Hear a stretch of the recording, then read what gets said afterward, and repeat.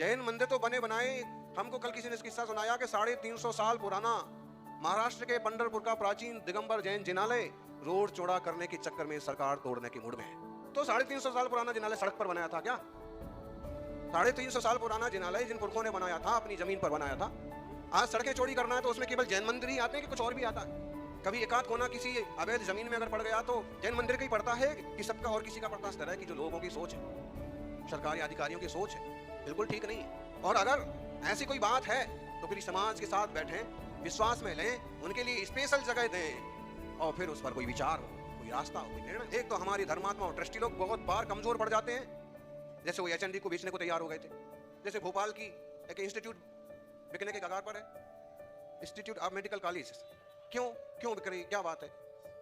यार इतने बड़े लोग, इतने अच्छे अच्छे लोग बैठे हैं, एक आदमी समझ लो कि आप 2 जने भी उसमें हाथ लगा दो तो उसे कौन खरीद सकता है?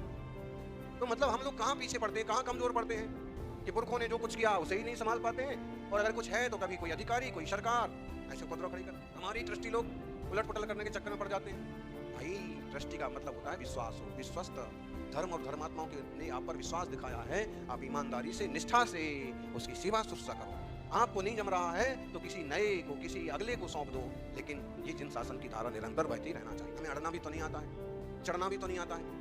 चढ़ना और अड़ना होता, आना आता होता तो आज गिरनार के चक्कर में हमको इतना ज्यादा माथा फोड़ी नहीं होती। कोई बैठा रहता हमेशा, कोई आता रहता हमेशा, कोई बैठ, जैसे वो बैठे हैं। जरूरी है अगर आप गृहस्थी के कार्य से निवृत्त हो गए हैं तो बिना ट्रस्टी बने, बिना झंझट पाले आप जिनालय की सेवा करो। किसी तरह की विद्या आपके पास है, समाज के उस वर्ग की सेवा करो, सहयोग करो। कोई एक्स्ट्रा चीजें, जमीन जायदाद, घर मकान है तो आप किसी तरह की शर्तों के साथ साधर्मियों को देना बांटना सीखो। निश्चित रूप से पंढरपुर महाराष्ट्र का एक प्रसिद्ध वैष्णव तीर्थ है और वहाँ 350 साल पुराना दिगंबर जैन मंदिर होना अपने आप आश्चर्य की बात।